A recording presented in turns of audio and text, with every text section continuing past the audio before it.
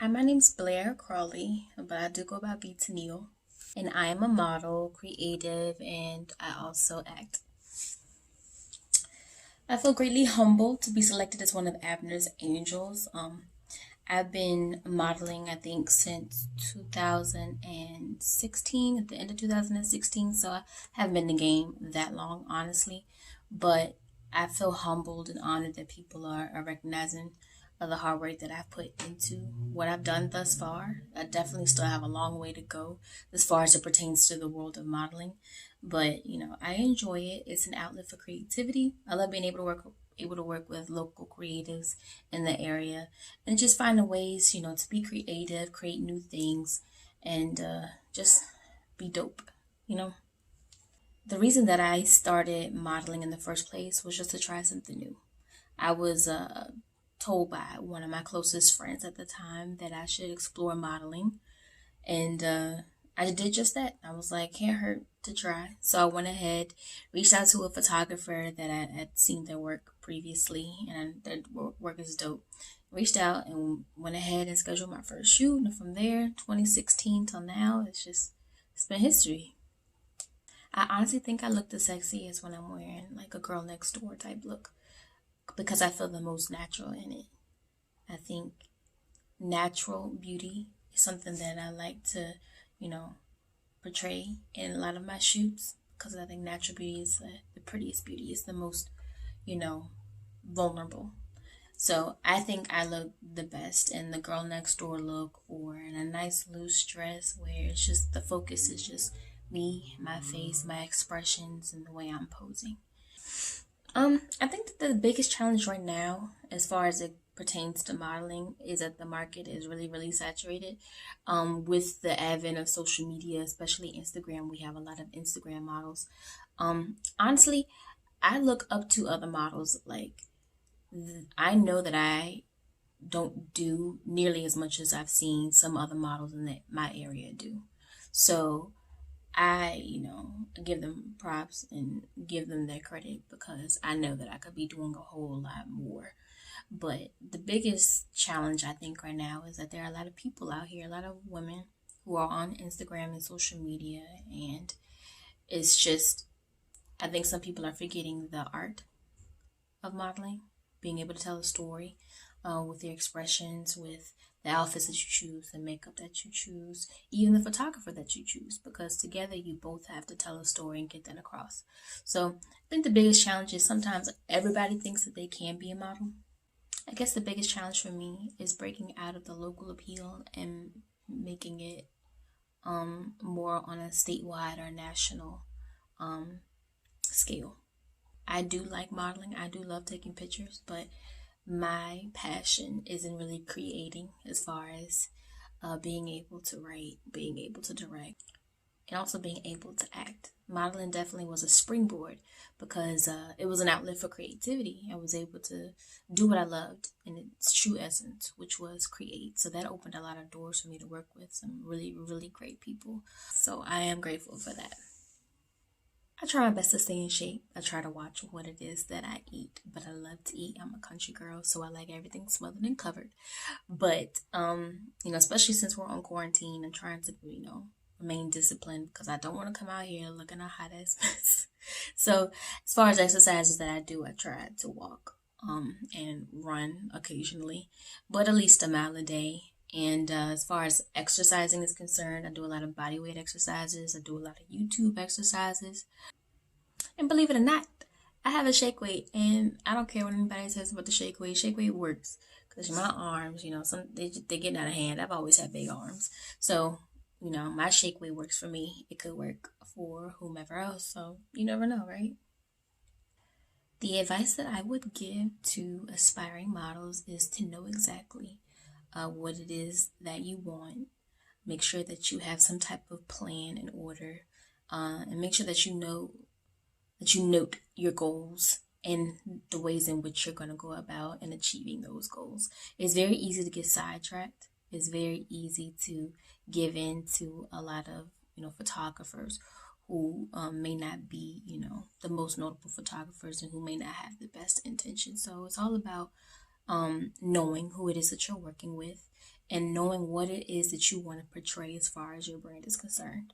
So the biggest thing I would say, set out and do what it is that you want to do, but know who you are as well, so that whomever you may approach and whatever it is that you're approached with as far as projects and photo shoots and video shoot ideas, know what it is that you're getting into and how it's going to affect your brand.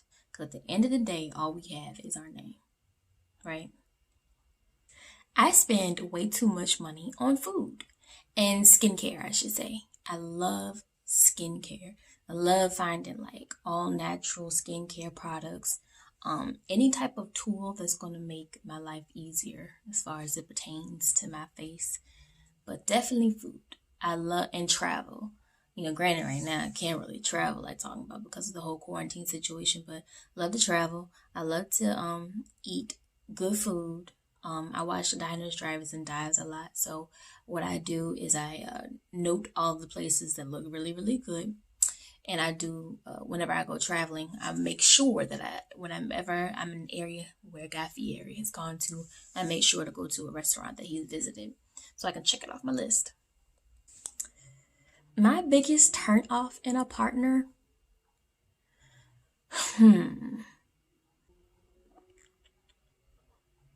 I think my biggest turn off in a partner is someone who isn't confident. While that may seem very surfacey, it can definitely lead to a lot more problems down the road.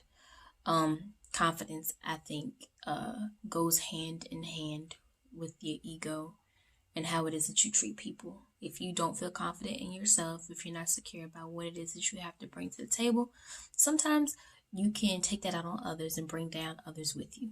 So, yeah, I think the biggest turn off for me would be a lack of confidence. My dream vacation destination. I have so many. Well, I wanted to go to Greece. Greece was actually set for this upcoming September, but I'm not sure if that's gonna shape. So, with everything going on, but I would love to go to the Maldives. I also would love to go to Africa. I want to go to so many different places. I would love to visit all 50 states just to say I did it. But yeah, definitely Africa, the Maldives, not sure how you pronounce it. And Greece is on there. Oh, how could I forget? I want to go to Tuscany. I love Tuscany, Italy, I believe it is. Tuscany, Italy. But basically, I watched Under the Tuscan Sun and was sold from there on. So I have to go to Tuscany and I want to stomp on grapes. The most memorable concert that I've ever been to, I'm going to have to say it was probably when I went to go see Little Bow Wow with my cousin. And I was, 7, 8 years old? And I think it was the most memorable because it was my very first concert. Literally, when Bow Wow came on the stage, I lost my mind. I literally started crying. And I just could not stop crying. But definitely, most memorable concert ever. If I could change one thing about my life, I'm not sure I would change anything. I think things happen for a reason. Things have a purpose. They have a way of teaching you about yourself and how to handle situations moving forward. Granted, there's a lot of people I wish were still here with me, that were still alive, that I could talk to, family-wise and even friends. But I think, again, things happen in life for a reason. I try to not have any regrets. I just try to look at it, assess it, and find out how I can handle it better moving forward.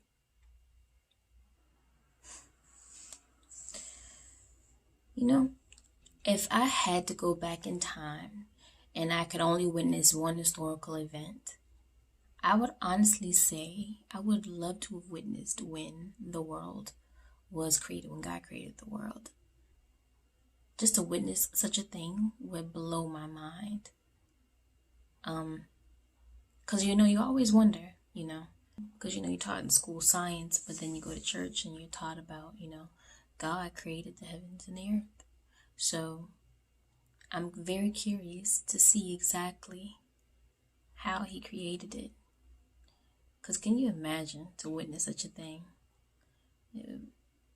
There's no words to explain it. But I appreciate, of course, the opportunity to be able to be interviewed. This is actually I think one of my very first interviews for as far as for being a model. But to keep in touch with me, definitely please follow me. I'm Teneille on pretty much all sort of social media platforms, on YouTube, as well as Facebook, Instagram, Snapchat, even though I don't go on it all that often. But please check me out. I'd love to keep in touch. I appreciate everyone for watching. Hope everyone has a blessed day.